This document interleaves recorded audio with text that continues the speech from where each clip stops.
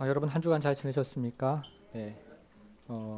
오늘은 우리가 지금까지 살펴본 내용을 좀 요약을 하면서 시작을 하겠습니다.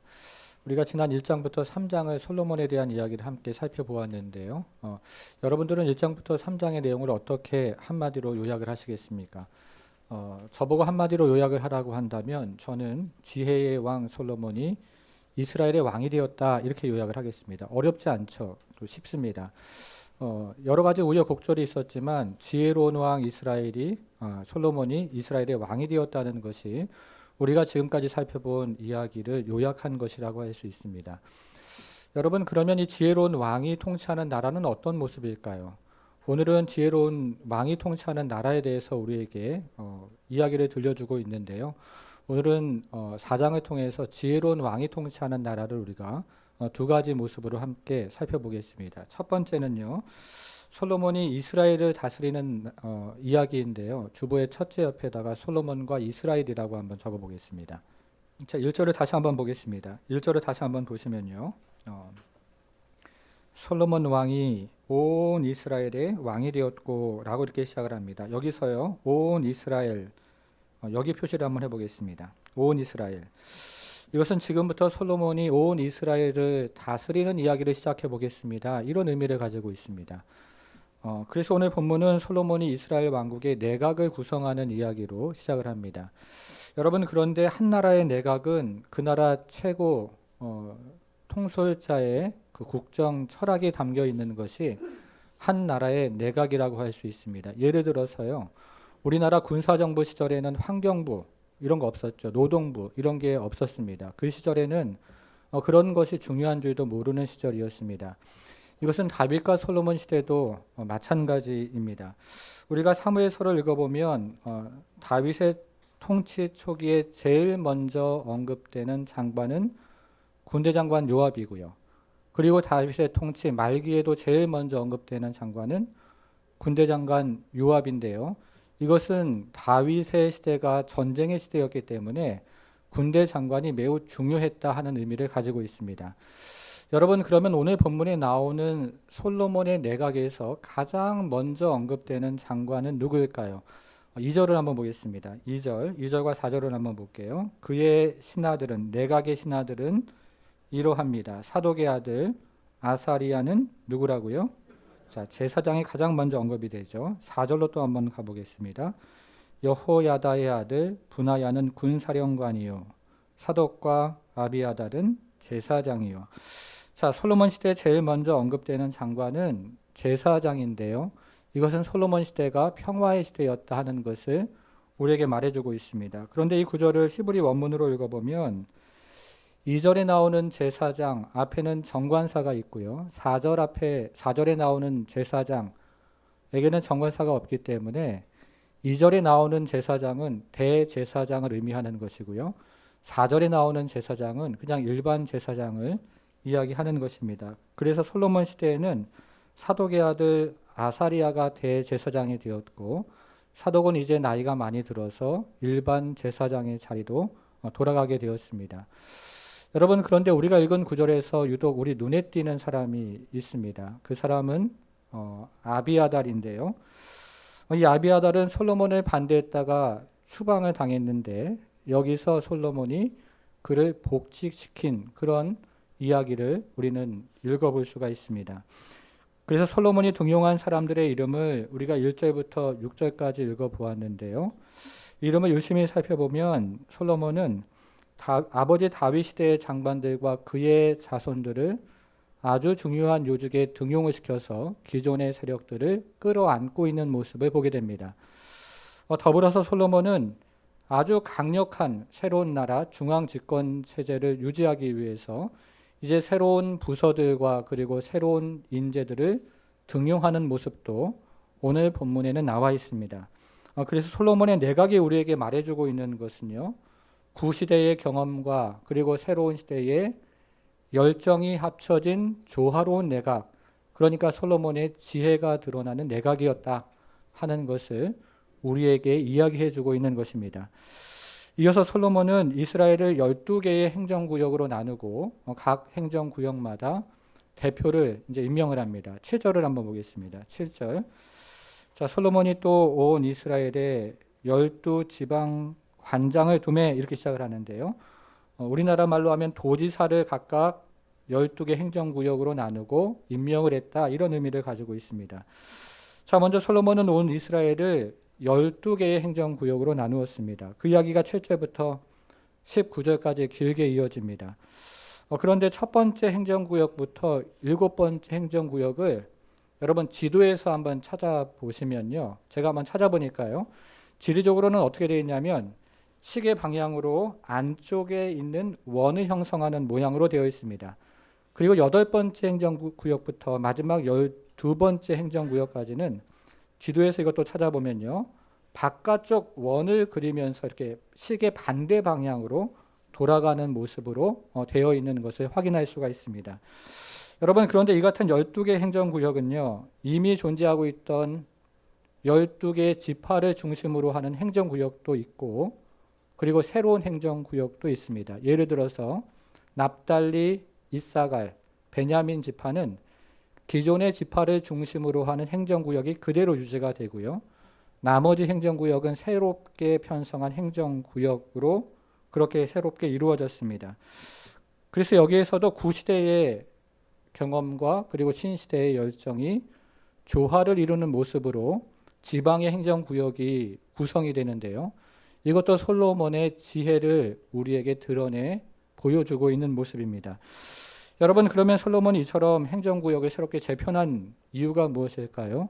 자, 7절을 조금만 더 읽어보겠습니다. 솔로몬이 또 온 이스라엘에 12지방 관장을 두매 그 사람들이 왕과 왕실을 위하여 양식을 공급하되 각기 1년에 한 달씩 양식을 공급하였으니, 솔로몬이 행정구역을 새롭게 재편한 이유는 한 달씩 돌아가면서 왕과 왕실의 양식을 공급하도록 하기 위해서였습니다. 여러분, 그러면 이것은 솔로몬이 백성들을 억압하고 지방에 이렇게 지방을 새롭게 편제해서 이 지방을 이렇게 뭔가를 빼앗기 위해서 이렇게 편성을 한 것일까요? 오늘 본문은 그런 이야기를 하는 것이 아닙니다. 이것은 반대로 솔로몬이 특정 백성이나 지방을 억압하지 않는 새로운 경제 체제를 고안해냈다, 이런 의미를 가지고 있습니다. 솔로몬이 무언가를 빼앗기 위해서 이렇게 만들어 놓은 것이 아니고요. 이렇게 만들어 놓은 것은 어떤 특정한 지역이나 백성들을 억압하지 않는 새로운 경제 체제를 고안해냈다는 의미를 가지고 있습니다. 이것을 어떻게 확인할 수가 있습니까? 자, 20절로 한번 가보겠습니다. 20절. 자, 20절 어떻게 시작을 합니까? 유다와 이스라엘, 여러분 찾으셨어요? 네, 거기 표시를 해보겠습니다. 유다와 이스라엘. 자, 그 옆에다가요, 온 이스라엘 이렇게 한번 적어보겠습니다. 온 이스라엘. 우리가 1절에서 온 이스라엘에 표시를 했는데요. 20절에 다시 한번 온 이스라엘이 나옵니다. 온 이스라엘의 인구가 바닷가의 모래같이 많게 되매 먹고 마심이 어떻게 됐습니까? 즐거워하였다, 이렇게 되어 있습니다. 우리가 가지고 있는 개역개정 성경은 20절부터 새로운 단락이 시작을 하는데요. 히브리 성경은 21절부터 새로운 단락이 시작을 합니다. 그러니까 20절은 첫 번째 단락의 마지막 구절이라고 할 수 있는 것이죠. 자, 그러면 이 첫 번째 단락의 시작은 어떻게 시작을 했습니까? 우리가 1절에서 온 이스라엘의 표시를 했는데요. 솔로몬이 온 이스라엘의 행정구역을 새롭게 편성하는 것으로 시작을 했죠. 자, 그러면 첫 번째 단락의 마지막은 어떻게 끝나고 있습니까? 온 이스라엘이 인구가 많아지고 그리고 국토가 균형 발전을 이루면서 모든 백성이 먹고 마시고 즐거워하는 것으로 끝이 납니다. 솔로몬이 행정구역을 새롭게 재편을 하니까 온 이스라엘 백성들이 인구가 많아지고 그리고 국토가 균형 발전을 하면서 먹고 마시고 즐거워하는 것으로 끝이 나더라 하는 것입니다. 여러분, 지금 우리나라의 문제가 뭐라고 생각을 하십니까? 저는 우리나라의 문제가 크게 두 가지라고 생각을 하는데요. 하나는 지금 인구가 줄어드는 것이고요. 다른 하나는 지역이 전체적인 나라가 균형 발전을 이루지 않는 것이라고 생각을 합니다.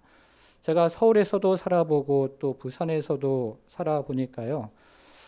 부산이 우리나라 제2의 도심에도 불구하고 문화나 그리고 의료와 같은 분야는 10년 이상 뒤처지는 게 아닌가 하는 생각을 하게 됩니다. 더군다나 이 제대로 된 일자리가 서울에 몰려 있고 지방에 많이 제대로 된 일자리가 없기 때문에 젊은이들이 서울로 몰려들 수밖에 없는 그런 나라가 우리나라가 지금 현실이 그렇다는 것이죠. 여러분, 그런데 솔로몬은요, 이런 문제를 단번에 해결하는 지혜가 있었다는 것입니다. 그래서 오늘 본문의 첫째 이야기는요, 솔로몬이 지혜로 국내의 여러 가지 문제들을 다 해결하는 지혜로운 사람이었다. 이것을 우리에게 드러내 보여주고 있습니다. 오늘 본문의 두 번째 이야기인데요. 오늘 본문의 두 번째 이야기는 솔로몬이 주변 나라를 통치하는 이야기로 되어 있습니다. 주보의 둘째 옆에다가 솔로몬과 모든 나라 이렇게 한번 적어보겠습니다. 자, 첫 번째 이야기가 솔로몬이 이스라엘을 다스리는 이야기라면 두 번째 이야기는 솔로몬이 주변에 있는 나라들을 다스리는 이야기입니다. 자, 21절과 24절을 한번 보겠습니다. 21절 보니까요, 솔로몬이 그 강이라고 되어 있죠. 자, 그 강이 밑에 보니까 무슨 강입니까? 2번 해 있고 유브라데 강이라고 되어 있죠. 맞습니까? 네, 그 강 유브라데 강부터 블레셋 사람의 땅에 이르기까지와 애굽 지경에 미치기까지의 자, 그다음 표시를 한번 해보세요. 모든 나라 여기 표시를 해보겠습니다. 지금부터 솔로몬이 모든 나라를 다스리는 이야기를 시작해 보겠습니다. 이런 의미를 가지고 있어요. 자, 모든 나라를 다스림으로 솔로몬이 사는 동안에 그 나라들이 조공을 바쳐 섬겼더라. 24절로 가보겠습니다. 솔로몬이 그 강 건너편을 딥사에서부터 가사까지. 자, 그 다음 또 어떤 말이 나옵니까? 자, 거기도 표시를 해보겠습니다. 이것도 원문으로 보면 모든 나라라고 되어 있습니다. 솔로몬이 모든 나라를 통치하는 이야기가 계속됩니다. 이런 의미를 가지고 있는 것이죠. 자, 그 강 건너편의 왕을 모두 다스림으로 이렇게 되어 있습니다. 자, 이거 솔로몬이 주변의 모든 나라를 다스리는 이야기입니다. 그런데요, 이 솔로몬이 살고 있는 가나안 땅에서 이스라엘 땅에서 를 중심으로 생각해 보면 유브라데는 동쪽의 끝을 의미하고요. 그리고 나일강, 애굽의 나일강은 서쪽의 끝을 의미하기 때문에 이것을 쌍극법이라고 하는데요. 이 쌍극법을 통해서 솔로몬이 지금 모든 나라를 상징적으로 다스리고 있습니다 하는 것을 이 두 구절을 통해서 우리에게 보여주고 있는 것입니다. 여러분, 그러면 솔로몬이 조공을 받으면서 이 주변 나라들을 압제하고 있다는 뜻일까요? 이것은 또 그런 의미가 아닙니다. 반대로 이것은 솔로몬의 나라가 종주국이 되어서 모든 나라가 상생하는 평화로운 나라를 이루어가고 있다, 이런 의미를 가지고 있습니다. 솔로몬이 주변 나라를 압제했다는 의미가 아니고요. 이것은 오히려 솔로몬이 종주국의 나라가 되어서 상생하는 그런 평화롭고 조화로운 나라를 세상을 만들어가고 있다, 이런 의미를 가지고 있습니다. 자, 그러면 그것을 우리는 어떻게 또 알 수가 있을까요? 24절 마지막을 한번 보겠습니다. 24절 마지막. 다스림으로 여기 한번 찾아보세요. 솔로몬이 다스림으로. 자, 다스림으로 찾아보세요. 찾았습니까? 네, 다스림으로 그가 사방에 둘린 민족과 자, 무엇을 누립니까?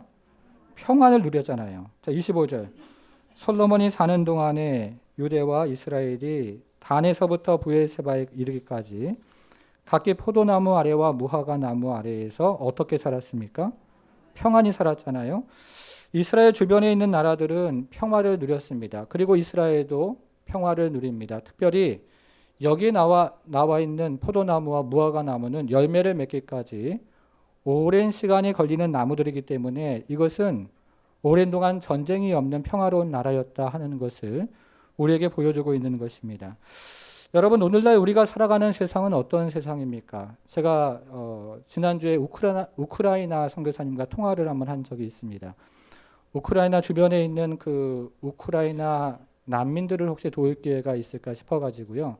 통화를 한번 한 적이 있는데 이 선교사님이 하는 말은 러시아 우크라이나 전쟁이 올해 안에 끝날 것 같다, 이렇게 이야기를 하시고요. 또 다른 선교사님은 푸틴이 핵을 사용할 것이다, 이렇게 말씀을 하시는 분도 계십니다. 어쨌든 간에 한 사람과 한 나라의 탐욕과 탐심이 끊이지 않는, 전쟁의 소문이 끊이지 않는 그런 역사를 만들어내고 있는 것이 오늘날 우리가 살아가는 세상입니다. 더군다나 우리가 지금 살펴보고 있는 이 이스라엘은 역사적으로 예나 지금이나 지리적인 특성상 화약고와 같은 지역이었죠.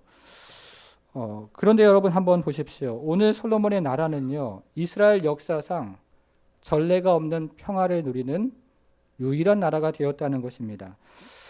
이스라엘이 그 땅에 정착하는 그 시점부터요, 그리고 이스라엘 역사가 마감하는 그 시점까지 계속해서 전쟁이 있었는데 유일하게 전쟁이 없는 시대가 바로 이 솔로몬의 시대였습니다. 그래서 우리가 성경을 읽어보면 솔로몬의 이야기가 굉장히 길게 기록이 되어져 있는데요, 전쟁에 대한 기록을 찾아볼 수가 없습니다. 평화의 시대였다는 것입니다.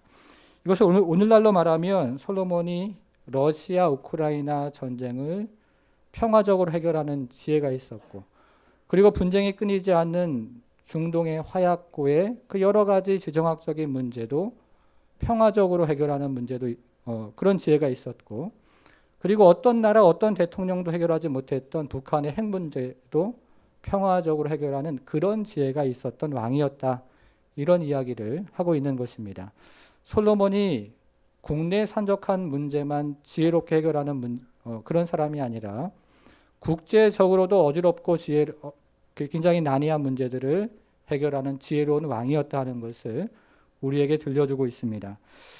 자, 이것이 오늘 본문의 내용입니다. 여러분, 그러면 우리는 오늘 본문을 어떻게 읽어야 할까요? 우리는 오늘 본문을 한마디로 이야기하면 하나님 나라의 모형으로 읽을 수가 있습니다.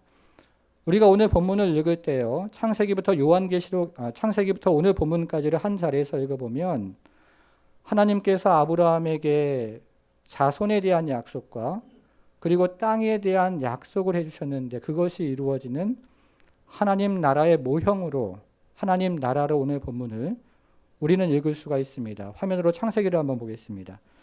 창세기 22장 17절 같이 좀 읽어볼게요. 시작. 내가 내게 큰 복을 주고 내 씨가 크게 번성하여 하늘의 별과 같고 바닷가의 모래와 같게 하리니 내 내 씨가. 씨가 그 대적의 성문을 차지하리라. 자, 15절. 그날에 여호와께서 아브라함과 더불어 언약을 세워 이르시되 내가 이 땅을 애굽 강에서부터 그 큰 강 유브라데까지 내 자손에게 주리니. 여러분 창세기 22장 다시 한번 보세요. 바닷가에 모래와 같게 하리니, 이거 어디에 나옵니까? 20절에 나오죠. 20절에 보면 솔로몬 시대 때 백성들이 바닷가에 모래와 같이 많아졌다, 이렇게 오늘 본문에 나오고요. 자, 창세기 15장 애굽 강에서부터와 큰 유브라데 강까지 땅이 넓어졌다, 이거 어디 나옵니까? 21절에 나오죠. 애굽 강에서부터 유브라데 강까지 땅이 확장이 되었는데요. 하나님께서 아브라함에게 약속하셨던 자손에 대한 약속, 땅에 대한 약속이 솔로몬 시대 때 성취가 되고 이루어졌다 하는 것을 오늘 본문이 우리에게 들려주고 있는 것입니다. 그래서 우리는 오늘 본문을 이 땅에 이루어지는 하나님의 나라, 하나님 나라가 이 땅에 이루어지면 과연 어떤 모습으로 이루어질까를 보여주는 구약의 모형으로 오늘 본문을 우리는 읽을 수가 있다는 것입니다. 여러분 이해하셨죠? 구약의 하나님 나라의 모형이 얼핏 나오는데요. 그런데 가장 선명하게 나오는 것이 바로 우리가 오늘 살펴보고 있는 솔로몬의 나라입니다. 이 땅에 하나님 나라가 이루어진다면 이런 모습이겠구나 하는 것을 우리에게 아주 선명하게 보여주는 그 그림이 바로 오늘 본문이라는 것입니다. 자, 그래서 지금부터 이 오늘 본문을 하나님 나라, 그러니까 구속사로 다시 한번 좀 읽어보겠습니다. 1절을 다시 한번 보겠습니다. 1절 보니까요, 솔로몬이 온 이스라엘의 왕이 되었습니다. 자, 이것을 어떻게 읽을 수 있습니까? 예수님이 온 이스라엘의 왕으로 오셨습니다. 이렇게 읽을 수가 있다는 거예요. 이해하셨습니까? 자, 그러면 예수님을 왕으로 영접하는 사람은 무엇을 경험할까요? 자, 20절로 한번 가보겠습니다. 20절 보니까 유다와 이스라엘 이렇게 되어 있죠. 온 이스라엘이라고 했습니다. 온 이스라엘이 마지막 한번 보세요. 어떻게 했습니까? 즐거워했죠. 예수님을 왕으로 영접하는 사람들은 참된 기쁨을 경험합니다. 예수님을 왕으로 영접하는 사람들은 세상이 알 수 없는 참된 기쁨, 세상에 줄 수도 없는 참된 기쁨을 경험하는 것입니다. 여러분 믿으십니까? 여러분 그런데 예수님은 이스라엘의 왕으로만 오신 분은 아니었습니다. 21절을 한번 보겠습니다. 21절. 솔로몬이 그 강에서부터 블레셋 사람의 땅에 이르기까지와 애굽 지경에 미치기까지의 자, 그다음 나오는 말이 뭐예요? 여기 표시를 했습니다. 그렇죠? 이것을 원문으로 읽어보면 온 나라, 온 이스라엘, 온 나라, 모든 나라 같은 말로 되어 있습니다. 자, 솔로몬이 모든 나라를 다스렸다 이렇게 되어 있습니다. 자, 이것은 또 어떻게 읽을 수 있을까요? 예수님이 만왕의 왕으로 오셨습니다. 이렇게 읽는 거예요. 예수님이 만왕의 왕으로 오실 것을 미리 보여주는 그림이 지금 솔로몬의 이야기라는 것이죠. 여러분 그러면 예수님을 만왕의 왕으로 영접하는 사람은 또 무엇을 경험할까요? 자, 25절로 가보겠습니다. 25절. 솔로몬이 사는 동안에 각기 포도나무 아래와 무화과 나무 아래에서 어떻게 살았다고요? 평안히 살았습니다. 예수님을 만왕의 왕으로 영접하는 사람들이 무엇을 경험하냐면 평안을 경험하는 것이죠. 세상이 줄 수도 없는 평안, 세상이 알 수도 없는 그 샬롬을 경험하는 것입니다. 여러분 믿으십니까? 이것이 바로 솔로몬이 우리에게 보여주고 있는 것입니다. 그래서 우리는 오늘 본문을 하나님 나라의 모형으로 읽습니다. 예수님으로부터 시작하고 예수님이 재림할 때 완성하는 하나님 나라의 모형, 하나님 나라가 이 땅에 임하면 어떤 모습이 될까를 미리 보여주는 그림, 그 그림으로 읽는 것입니다. 성도 여러분, 그래서 이 시간에도 예수님으로부터 시작된 그 하나님 나라 예배 가운데 임하기를 바랍니다. 그래서 기쁨을 잃어버린 자가 있다면 다시 하늘의 기쁨을 회복하는 시간이 되고요. 안식을 잃어버린 자가 있다면 다시 이 주일날 예배 시간에 하나님 앞에 예배드리고 찬양하고 말씀 들으면서 하나님 주시는 안식을 회복하는 그런 복된 성도가 되기를 바랍니다. 여러분 그런데 오늘 본문에는요. 이것보다 더 중요한 메시지가 있어요. 지금 우리는 하나님 나라의 메시지로 오늘 본문을 읽었는데요. 오늘 본문에는 이것보다 더 중요한 핵심이 있습니다. 그 핵심이 마지막에 등장을 해요. 자, 29절을 한번 보겠습니다. 29절. 뒤로 가셔서요. 29절. 하나님이 솔로몬에게 찾았습니까? 지혜와 총명을 심히 많이 주시고 또 넓은 마음을 주시되 바닷가에 모래같이 하시니. 자, 30절부터 34절 같이 읽습니다. 시작. 솔로몬의 지혜가 동쪽 모든 사람의 지혜와 애굽의 모든 지혜보다 뛰어난지라. 그는 모든 사람보다 지혜로워서 이스라 사람 에단과 마홀의 아들 헤만과 갈골과 다르다보다 나음으로 그 이름이 사방 모든 나라에 들렸더라. 그가 잠언 3,000가지를 말하였고 그의 노래는 1,005편이며 그가 또 초목에 대하여 말하되 레바논의 백향목으로부터 담에 나는 우수초까지 하고 그가 또 짐승과 새와 기어다니는 것과 물고기에 대하여 말한지라. 사람들이 솔로몬의 지혜를 들으러 왔으니 이는 그의 지혜의 소문을 들은 천하 모든 왕들이 보낸 자들이더라. 아멘. 여러분 간단하게 한번 생각을 해보겠습니다. 하나님은 솔로몬에게 지혜와 총명과 넓은 마음을 주셨습니다. 그래서 솔로몬의 지혜는 당대 지혜로 소문난 동방의 메소포타미아 지혜보다 뛰어났고 서쪽의 애굽의 어떤 지혜보다도 뛰어났습니다. 여러분 한번 생각해 보십시오. 사막 한가운데 피라미드를 세웠던 그 지혜보다 솔로몬의 지혜가 지금 더 뛰어나다 이렇게 이야기를 하는 것이죠. 그리고 솔로몬의 지혜는 당대 지혜로 유명했던 어떤 사람들의 지혜보다도 뛰어났습니다. 그래서 모든 민족과 그리고 왕들이 솔로몬의 잠언과 솔로몬의 시와 솔로몬의 지혜를 듣기 위해서 이스라엘로 몰려들었다 하는 것이 우리가 읽은 마지막 오늘 본문의 내용입니다. 여러분 그러면 여기서 지금 강조하고 있는 것은 무엇일까요? 여기서 지금 강조하고 있는 것은 솔로몬의 뭡니까? 지혜죠. 그래서 이 지혜라는 말이 우리가 읽은 29절부터 34절에는요.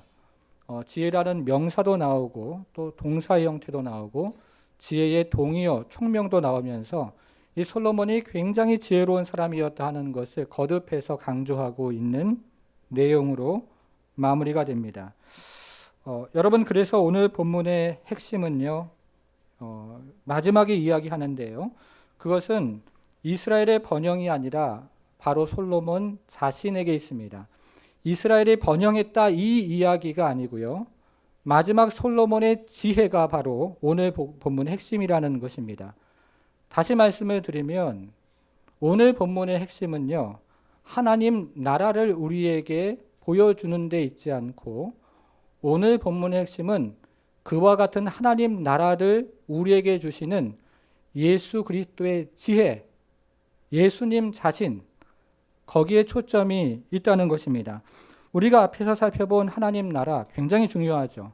그러나 그것보다 더 중요한 것은 그 하나님 나라를 우리에게 가져다 주시는 예수 그리스도 자신, 그 예수님의 지혜에 있다는 것입니다. 여러분 믿으십니까? 그와 같은 지혜의 왕이 우리 가운데 오셨다는 것이죠. 그래서 오늘 본문은 지혜의 왕 예수 그리스도로부터 흘러나오는 지혜가 우리의 인생과 우리의 가정과 그리고 우리의 교회를 풍성하게 하는 그런 그림을 우리에게 지금 보여주고 있는 것입니다. 지혜의 왕 예수 그리스도로부터 나온 지혜가 국가를 번영하게 하고 그리고 이 세계를 화평하게 하는 그런 그림을 오늘 본문은 우리에게 보여주고 있다는 것입니다. 여러분, 그러면 우리는 이 같은 지혜의 복을 어떻게 누릴 수 있을까요?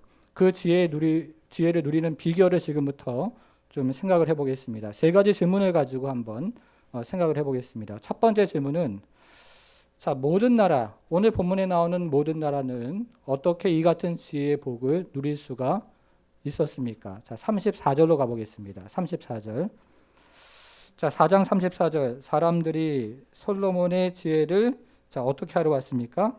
자, 거기 표시를 한번 해보겠습니다. 듣는 것이죠. 듣는 데에서 시작을 합니다. 들으러 왔으니 이는 그의 지혜의 소문을 자, 그 다음에도 표시를 해보겠습니다. 듣는 것에서 시작한다는 거예요. 지혜의 복을 누리는 비결은 듣는 것에서 시작을 합니다. 모든 나라가 이 같은 지혜의 복을 누리는 비결은 듣는 것이었습니다. 그래서 모든 나라는 이 같은 지혜를 듣고 평화의 시대를 경험하게 되었다는 것입니다.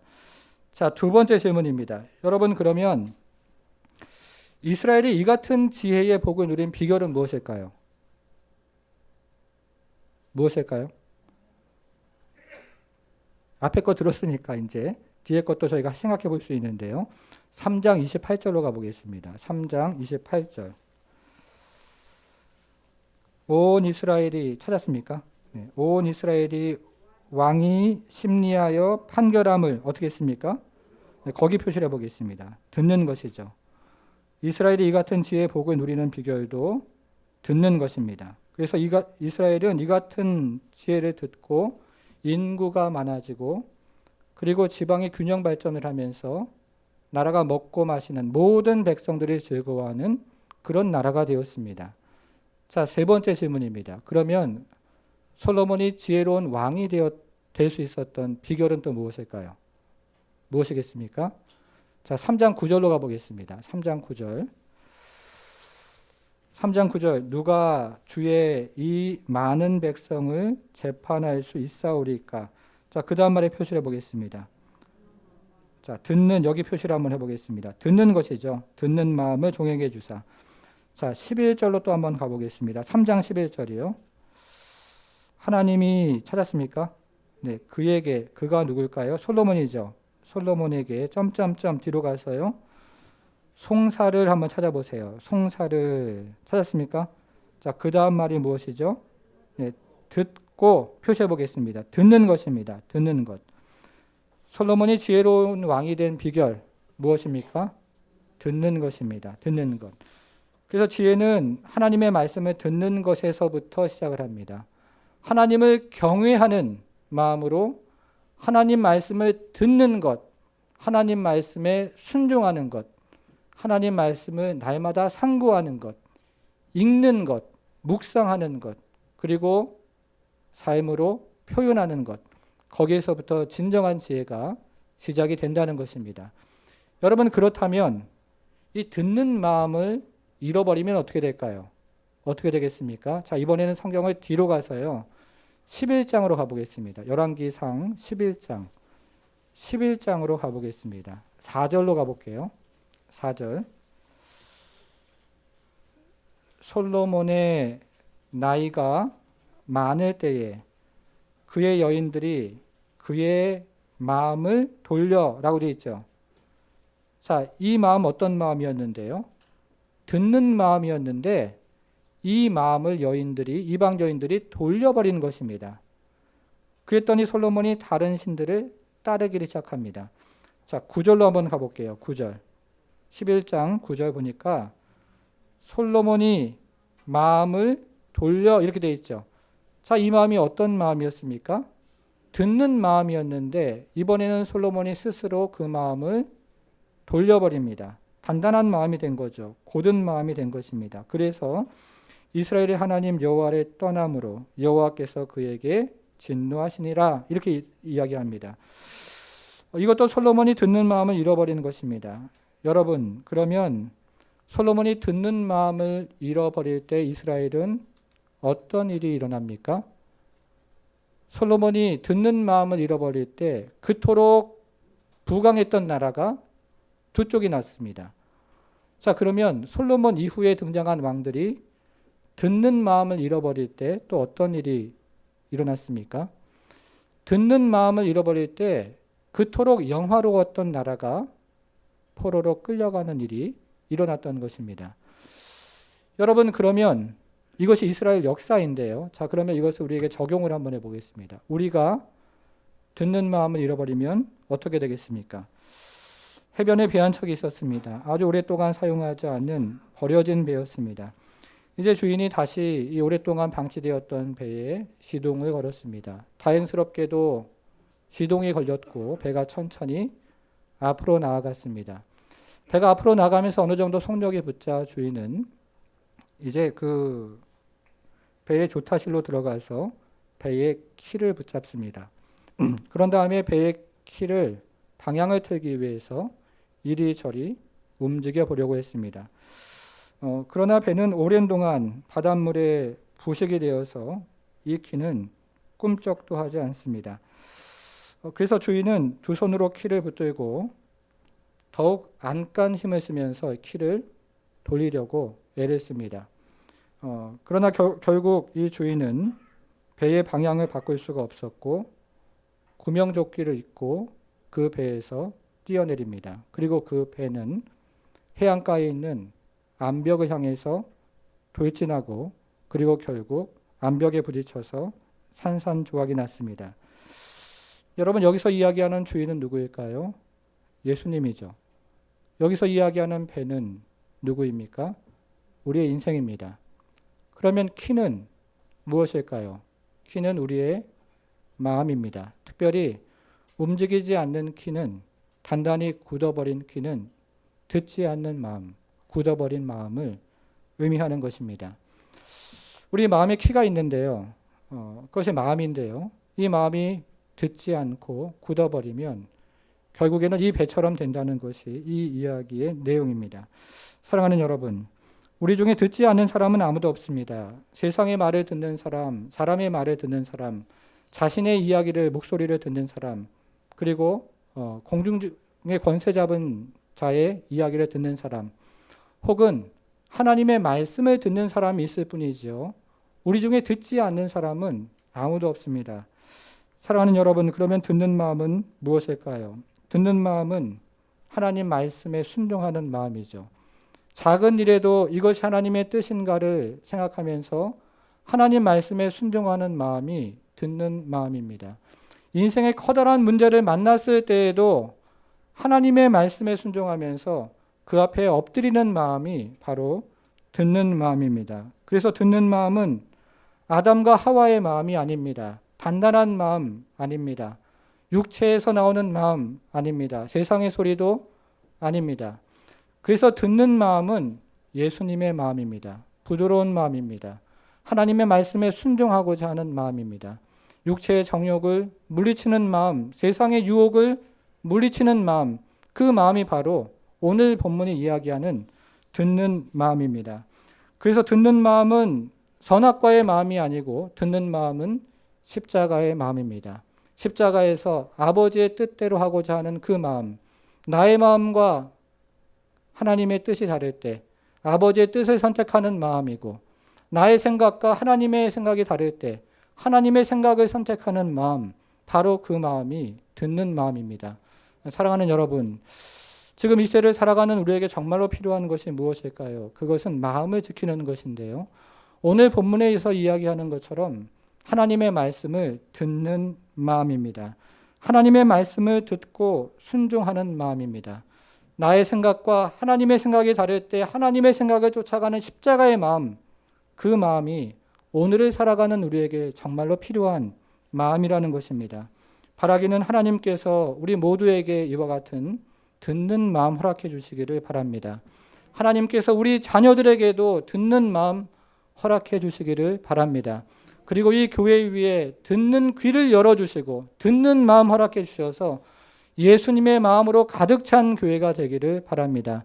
이 나라 이 민족도 하나님께서 긍휼히 여겨주셔서 나라의 위정자들에게 예수님 마음 허락해 주시고 곳곳마다 주님의 성령의 은혜와 능력을 부어주셔서 예수님 마음 가지고 풍성하게 살아가는 나라 민족 되기를 주님의 이름으로 축원합니다. 기도하겠습니다. 사랑하는 여러분, 이 시간에는 오늘 본문 말씀 기억하면서 듣는 마음 함께 구하기를 원합니다. 듣는 마음은 선악과의 마음, 아담과 하와의 마음 아닙니다. 단단한 마음, 소리를 듣지 않으려고 하는 마음, 그리고 하나님 말씀을 거부하는 마음, 멀리하는 마음, 그리고 그 말씀을 날마다 상고하기를 싫어하는 마음, 그 마음 아닙니다. 여러분, 듣는 마음은요, 예수님의 마음입니다. 부드러운 마음이고 말씀에 가까이 하는 마음이고 그 앞에 순종하고자 하는 마음이고 그 마음, 그 말씀 앞에 나의 인생을 드리고자 하는 마음, 그 마음이 듣는 마음입니다. 그래서 듣는 마음은 십자가의 마음인데요. 이 시간에 우리는 그 십자가의 마음, 예수님의 마음 달라고 함께 기도하기 원합니다. 주님, 나를 불쌍히 여기셔서 예수님 마음 주옵소서.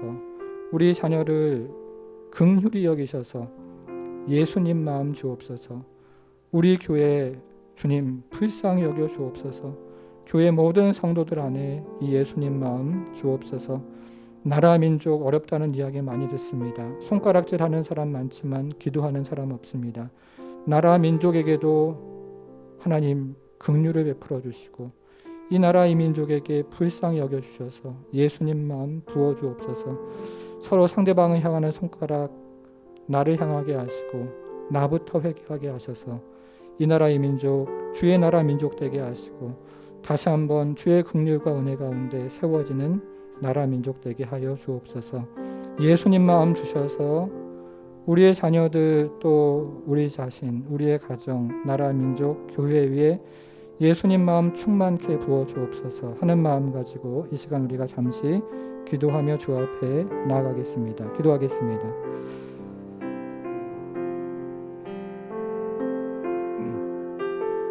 하나님 아버지, 하나님 아버지, 이 나라 이 민족을 주님께서 긍휼히 여겨 주옵소서. 나라 민족 생각하면 눈물밖에 하나님 아버지 가리지 않고 서로 향한 하나님 비방과 그리고 난무한 하나님 아버지 마귀의 마음 가지고 서로를 하나님 아버지 헐뜯고 또 하나님 아버지 하지만 그러나 이 나라의 민족 긍휼히 여기셔서 하나님 예수님 마음 나라 민족 위에 하나님 부어주시기를 기도합니다. 하나님 아버지의 교회를 하나님 아버지 땅의 교회를 긍휼히 여겨 주옵소서. 하나님 이 땅의 백성들을 하나님 아버지 긍휼히 여겨 주옵소서.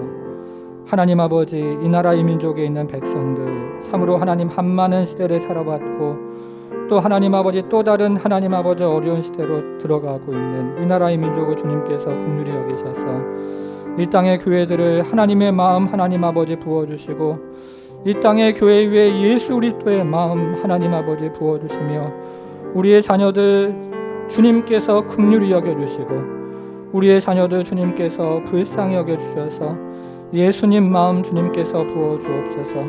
하나님 아버지 예수님 마음 잃어버리는 세상 가운데 예수님 마음 가지고 살아가기 너무나 어렵습니다. 주여 불쌍히 여겨주셔서 우리 자녀들 예수님 마음 잃어버리지 않고 예수님 마음 가지고 살아가게 하나님 아버지 도와주옵소서.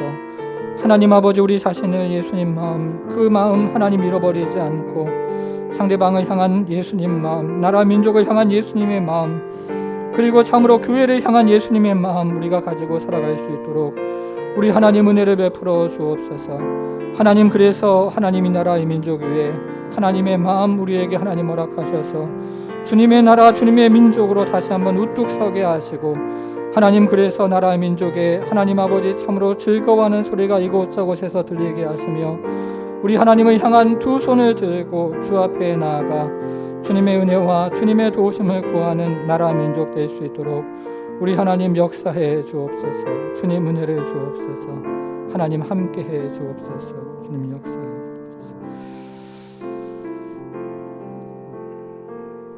하나님 아버지, 하나님 아버지, 이 나라의 민족을 주님께서 긍휼히 여겨 주옵소서. 하나님 아버지, 서로를 향해서 손가락질하지만 다시 한번 이 나라의 민족 위에 예수님의 마음, 성령님의 마음, 성부 하나님의 마음 가득 부어주셔서 나라 민족이 다시 한번 하나님의 은혜를, 긍휼을 경험하는 나라 민족 될 수 있도록 우리 하나님 함께해 주옵소서. 다시 이 나라의 민족이 하나님 아버지 참으로 아기들의 웃음소리가, 울음소리가 가득한 나라와 민족 될 수 있도록 주여 긍휼히 여겨주시고, 모든 사람이 먹고 마시며 즐거워하는 하나님의 백성들로 살아가는 나라의 민족 될 수 있도록 우리 하나님 함께해 주옵소서. 이 땅의 교회를 하나님 불쌍히 여겨주시기를 기도하옵나이다. 하나님 아버지, 참으로 이 땅의 교회가 민족을 치유하는 치유자가 되게 하시고, 민족을 하나님 아버지 고치며 중보하는 중보의 하나님 아버지 참으로 축복의 통로가 되게 하셔서 이 땅의 교회로부터 시작되는 하나님의 참으로 긍휼과 그리고 하나님의 은혜가 하나님 아버지 전국 방방곡곡을 덮어서 다시 한번 이 나라 이 민족이 그리스도 예수 안에서 하나님의 나라로 우뚝 서는 은혜가 있도록 우리 하나님 역사하여 주옵소서. 특별히 우리 자녀들을 긍휼히 여겨주셔서 예수님 마음 부어 주옵소서. 하나님 아버지, 이 세상은 참으로 악하고 악해서 우리 다음 세대에 하나님 아버지 예수님 마음 빼앗아가기를 원하고 예수님 마음 대신에 세상의 마음 주려고 하는 것이 하나님 아버지 세대의 마음인 줄 압니다. 주님께서 그 마음으로부터 지켜주시고 불쌍히 여겨주셔서 우리 자녀들을 예수님 마음으로 가득한 인생 살아갈 수 있도록 우리 하나님 함께하여 주옵소서. 하나님 아버지, 참으로 우리의 인생을 긍휼히 여겨 주옵소서. 우리 모두에게 예수님 마음 부어주시고 하나님 아버지 자신의 뜻이 아니라 하나님의 뜻을 하나님 아버지 참으로 세워가는 예수님 마음 우리에게 부어주셔서 예수님 마음 가지고 살아가는 모든 성도들 될 수 있도록 우리 하나님 함께해 주옵소서. 감사드리며 예수님의 이름으로 기도하옵나이다.